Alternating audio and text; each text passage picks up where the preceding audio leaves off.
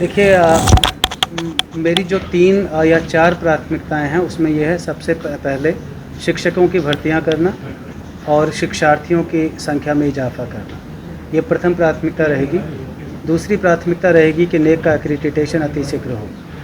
तीसरी प्राथमिकता रहेगी कि हमारे यहाँ पर NEP इम्प्लीमेंटेशन अतिशीघ्र हो। चौथी मेरी प्राथमिकता रहेगी कि विश्वविद्यालय में डिजिटलाइजेशन हो, और ये डिजिटलाइजेशन किसी एक कंपोनेंट को कवर नहीं करे, बल्कि विश्वविद्यालय के जो तीनों चारों कंपोनेंट हैं, चाहे वो अकाउंट्स हो, चाहे वो रिसर्च हो, चाहे वो टीचिंग हो, सभी कंपोनेंट्स को कवर करे। जैसी कि हमारे केंद्रीय विश्वविद्यालयों में व्यवस्था होती है, वहाँ केंद्र सरकार का एक पोर्टल है, समर्थ पोर्टल। उस समर्थ पोर्टल पर सारी चीज़ें आप हैं, जैसे लीव के लिए भी अप्लाई करना है तो समर्थ पोर्टल पर अप्लाई करना है, और उसके लिए हमने ये व्यवस्था बना रखी है कि उसको कम से कम विद्यार्थी भी और शिक्षक भी 3 दिन पहले अपनी लीव के लिए अप्लाई करेगा, और वो सेंक्शन करवाने के बाद, CL के अलावा सेंक्शन करवाने के बाद वो बाहर कहीं जा पाएगा। इसके अलावा जो प्राथमिकता में रहेगा वो ये रहेगा कि NIRF भी हमारा नहीं हुआ है, national institute of ranking framework. इसमें हमारा रैंकिंग शायद हमने कभी इस तरह की एक्सरसाइज की ही नहीं है।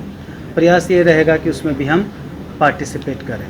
तो इसी के साथ साथ सारी समस्याएं जो मैंने विस्तार से आपको बताया, ये जो 4 प्राथमिकताएं हैं, इनमें करीब करीब सारी चीज़ें कवर हो जाती हैं।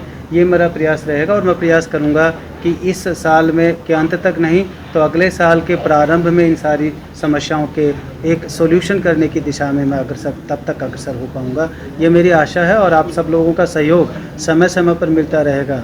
मैं आगे भी बढ़ता रहूँगा और आप मेरे को पुशअप भी करते रहेंगे, ये भी मेरी अभिलाषा है। AI को लेकर भी आपने हाँ, AI का चैलेंज निश्चित रूप से आपने अच्छा याद दिलाया, बहुत बड़ा चैलेंज है शिक्षा के क्षेत्र में, क्योंकि अगर AI इसी तरह से काम करता रहा तो एक समय ऐसा आएगा कि हम मानसिक रूप से गुलाम हो जाएंगे, और वो मानसिक गुलामी हमारी सबसे बड़ी त्रासदी होगी। इसलिए मैं ये समझता हूँ कि इसके लिए हमें AI का किस तरह से क्रिएटिव और क्रिटिकल यूज़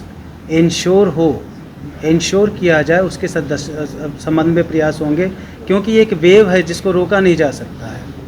अगर हमने AI को रोकने की कोशिश की तो हम दुनिया से बाहर हो जाएंगे। आपने भी अखबार में पढ़ा होगा, एक न्यूज़ थी अमेरिका में, जो सुप्रीम कोर्ट का एक डिसीजन था, उसमें वकील ने चैट GPT के सलाह को वहाँ रखा, और ये कहा कि चैट GPT ने, और कोर्ट ने उसको स्वीकार किया, और उसके आधार पर कहा कि इसकी सलाह बहुत अच्छी आई है और इसके आर्गूमेंट्स बहुत अच्छे हैं। तो हमारे सामने बहुत बड़ा चैलेंज है। इसलिए क्या करेंगे, इसका क्रिएटिव यूज़ किस तरह से सुनिश्चित करें, इस बात को देखेंगे, और उसके लिए हमारे यहाँ प्लेजरिज्म के बहुत सारे साधन उपलब्ध हैं। तो जैसे छात्र लिख करके लाया, उससे प्लेजरिज्म चेक करेंगे, उसको कहेंगे पहले तुम खुद लिखो, और खुद लिख करके उसके बाद में हाँ तुम चैट GPT से कर सकते हो, लेकिन पहले खुद का लिखा हुआ बताइए, ठीक है ना। तो हम टीचिंग के लेवल पर भी, अभी रिसर्च के लेवल पर तो यूज होता है प्लेजरिज्म चेक, लेकिन टीचिंग के लेवल पर नहीं होता है। तो प्रयास ये रहेगा कि छात्र, क्योंकि लोकल जो असाइनमेंट्स हैं उस पर बड़ा जोर है, हमारे यहाँ पर लोकल इवेल्युएशन और लोकल असाइन, यानी कि 25 या 30 नंबर के मार्क टीचर ही देगा, जिसमें असाइनमेंट लिख करके लाएगा विद्यार्थी, और टीचर उसको पढ़ करके जांच करके, जैसे कॉपियाँ जांचते हैं, वो स्वयं ही उसका जवाब देगा। तो उसमें उसने नकल की कि नहीं की, पहले वो इंश्योर करेंगे, और उसके बाद उनको कहेंगे टर्म पेपर जैसे लिखना है, तो टर्म पेपर तुम टर्न से चेक करवा करके लाओ। अगर चेक नहीं करवाया है तो चेक करवाइए, और उसमें नकल साबित होती है तो हम उसको रिजेक्ट करेंगे, ये हमने मानस बना लिया है।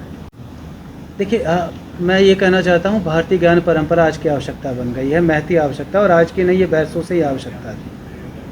देखिए, हम जब बात करते हैं तो स्वतंत्र भारत में अपन सब सोचते होंगे कि क्या अंग्रेजियत के लिए पढ़ाई जानी चाहिए, या शिक्षा पाश्चात्यकरण के लिए दी जानी चाहिए, और आपका स्वाभाविक रूप से जवाब होगा नहीं।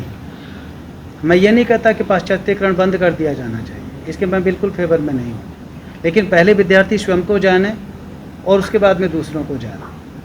हमारा विद्यार्थी क्या करता है, दूसरों को तो पहले से जानता है, लेकिन स्वयं से अनभिज्ञ रहता है, और ये आज के सेटअप की सबसे बड़ी विडंबना है।